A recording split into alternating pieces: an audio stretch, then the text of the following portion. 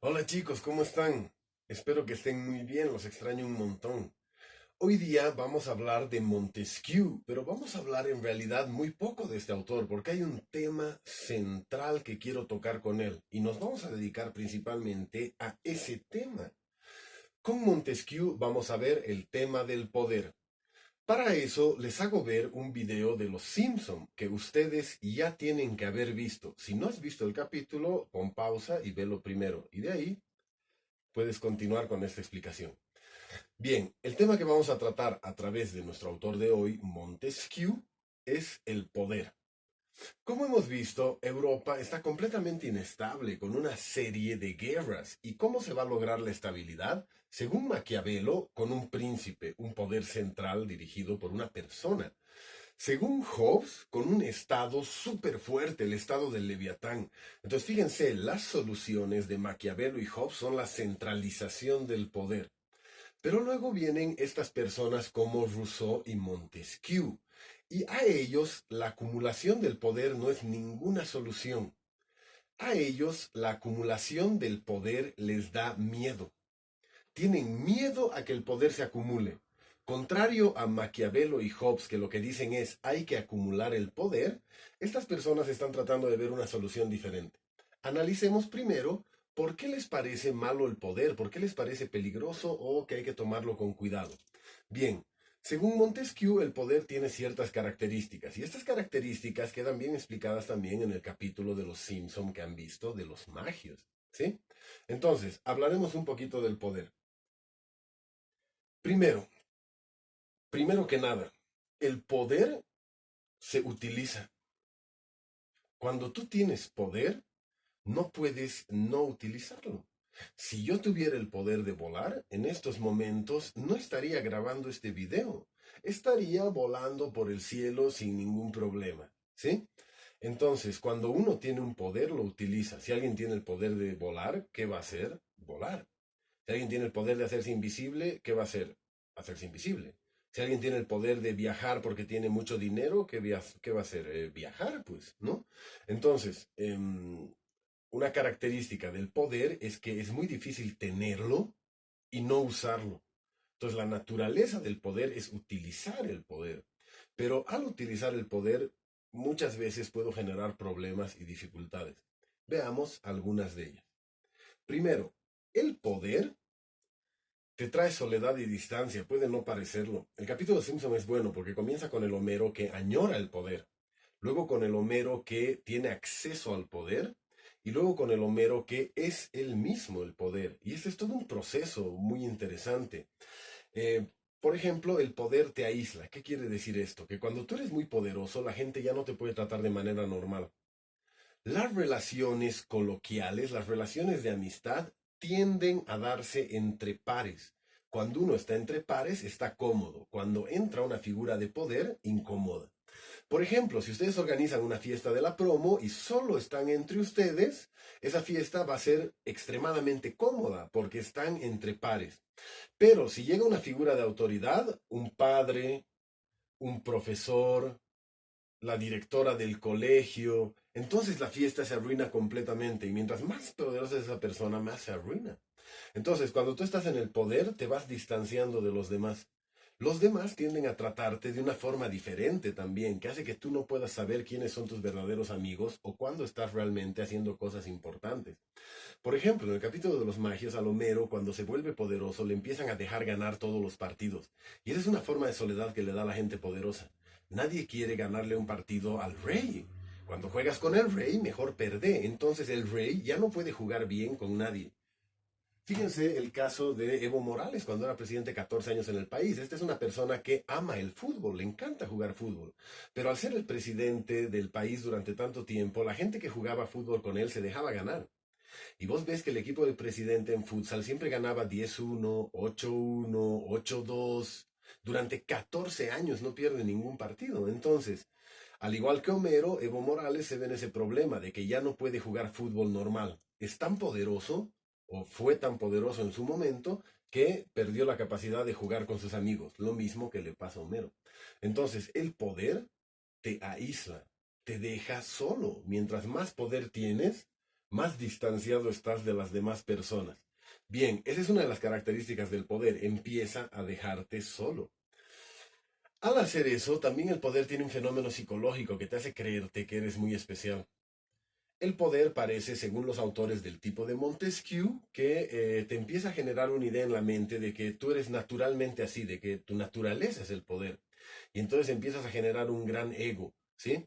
Como cuando la Lisa le advierte al Homero que se va a quedar solo y el Homero le dice, no, porque yo soy el líder de los magios, ¿no? Es decir, tengo poder, entonces no me va a pasar nada. Bueno, el poder trae consigo muchas veces un ego desmesurado, más allá de la realidad que te hace pensar que tú estás por sobre las demás personas.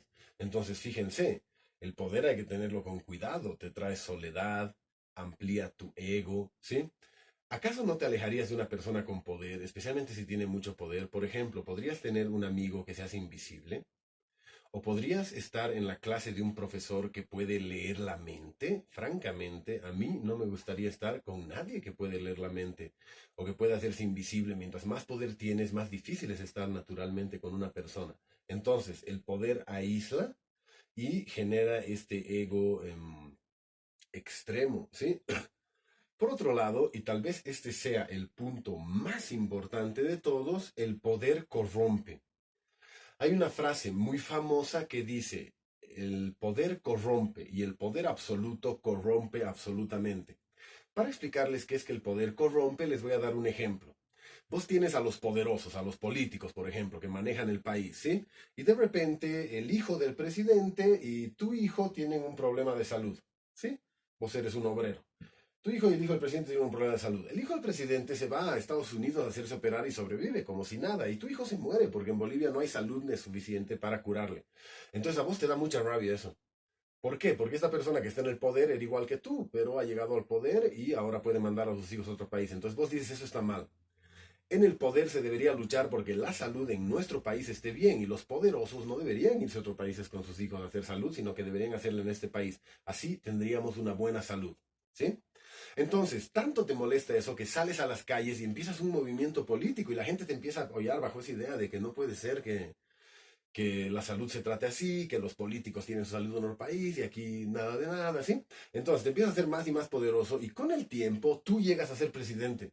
Y pum, eres presidente. Y de repente, no porque tú seas presidente, ahora la salud en Bolivia es perfecta, sigue siendo una mala salud. Entonces tu segundo hijo se enferma de nuevo de la misma enfermedad y tú te ves enfrentado a una opción ahora que estás en el poder. Puedes agarrar y hacer que tu hijo sea tratado aquí y muera como tu anterior hijo, o puedes mandar a tu hijo, ahora que tienes el poder para hacerlo, a Estados Unidos para que lo operen y se salve. ¿Qué decisión vas a tomar? Según Montesquieu, casi todo ser humano va a tomar la decisión de salvar a su hijo. Entonces, el poder da un fenómeno interesantísimo. Cuando tú estás afuera, criticas cómo usa la gente el poder. Criticas que la gente use el poder para ayudar a su familia, para ayudar a sus hijos, para darles mejor salud, educación, trabajo. Pero cuando tú entras al poder, terminas haciendo lo mismo. Entonces, según Montesquieu, el mal uso del poder no depende de la persona. Ningún ser humano está capacitado para tener grandes cantidades de poder. Según Maquiavelo, había unos príncipes como Augusto, César, que son muy capos para el poder, pero Montesquieu dice no, todas las personas se corrompen. Háganse esta pregunta ustedes mismos. Si tuvieran todo el poder del mundo, ¿no vivirían mejor las personas que aman? Pues eso es corrupción. Utilizar el poder para mejorar la situación de aquellas personas que tú quieres. Entonces, eso es lo natural en el ser humano. Cualquier persona con poder va a mejorar la vida de las personas que aman. Es decir, va a usar el poder a su favor para mejorar la vida de sus seres queridos, sus conciudadanos, las personas que piensan políticamente como él, y a la vez para limitar o incluso destruir al que piensa diferente o al que considera su enemigo. Entonces, el poder corrompe a cualquiera. Cuando tú estás fuera del poder, es muy fácil criticarlo, pero cuando subes al poder, tu naturaleza humana va a hacer que lo uses en tu propio beneficio, es decir, que te corrompas. Por último, el poder se acumula. el poder se acumula. Es decir, para una persona que no tiene nada de poder es difícil conseguir poder, pero para una persona que tiene poder es más fácil conseguir más. También las formas de poder se acumulan entre sí. Por ejemplo, una persona que es pobre y gana una gran cantidad de poder político y se vuelve, no sé, diputado, ministro, presidente, con ese poder político va a empezar a tener poder económico, por ejemplo. Y también el poder económico se puede traducir en poder político, como que si vos tienes una gran cantidad de dinero, puedes fundar un partido político, hacer publicidad, hacer propaganda, ¿sí? Entonces, el poder se tiende a acumular. Fíjense, autores como Montesquieu tienen gran miedo al poder, porque una vez que alguien tiene el poder, ese poder se empieza a acumular y se vuelve un gran poder y con ese gran poder te empiezas a quedar solo, te empiezas a corromper y entonces todo va mal. Francia, después de la Revolución Francesa, es un gran ejemplo, porque los franceses hacen su revolución por libertad, igualdad y fraternidad, pero cuando los revolucionarios llegan al poder, con ese poder empiezan a decapitar y a cortar cabezas a diestra y siniestra y a matar a sus enemigos, encerrarlos, exiliarlos. Entonces, ese poder por el que habían luchado criticando tanto a la monarquía, luego ellos lo utilizan de forma muy similar. Le pasa mucho a las revoluciones, entran al poder para liberar al pueblo y luego terminan oprimiendo al pueblo. Bien, hemos hablado y hemos visto el capítulo para poder ver que el poder trae serios problemas: soledad, ego, corrupción, acumulación. Entonces, si el poder es un problema, ¿qué tenemos que hacer? Bueno, según Montesquieu, primero no hay que hacer caso a Maquiavelo y a Hobbes, es decir, no hay que acumular el poder. Lo que hay que hacer es lo opuesto. Montesquieu tiene una gran idea que cambia completamente la sociedad, es decir, estructura una idea que ya estaba ahí, ¿sí? Que es propiamente los principios de la república que surgen en Roma y que están renaciendo en el renacentismo. Bien, ¿cuál es esta idea? La división de poderes. Es mejor que el poder no esté en una sola persona, como decían Maquiavelo y Hobbes, que el poder se acumula en una persona. Montesquieu dice, no, no, no, no, no. Separemos el poder. Que no sea la misma persona la que juzga y la que acusa, por ejemplo. En la Edad Media, el rey tiene concentrado los poderes, el ejecutivo, el legislativo y el judicial. Y lo que dice la República, lo que dice la gente como Montesquieu es, eso nunca va a terminar bien, porque eso va a traer absolutismos, despotismos. Tenemos que ir a la República. ¿Qué quiere decir esto? Tenemos que separar los poderes: ejecutivo, legislativo y judicial. Por eso, en una república actual, cuando un Estado decide cerrar el Parlamento, por ejemplo, se dice que ya no hay democracia o ya no hay república, porque la república necesita de tres poderes divididos. Entonces, ¿qué es lo que hace Montesquieu, o en lo que nos vamos a centrar ahora? En esta idea de que el poder no es tan bueno como se plantea y de que para que una sociedad pueda existir saludablemente, el poder de esa sociedad tiene necesariamente que estar dividido. La división clásica de la república es ejecutivo, legislativo y judicial. Bueno, eso ha sido nuestro resumen sobre el poder y la visión de Montesquieu sobre por qué hay que dividirlo.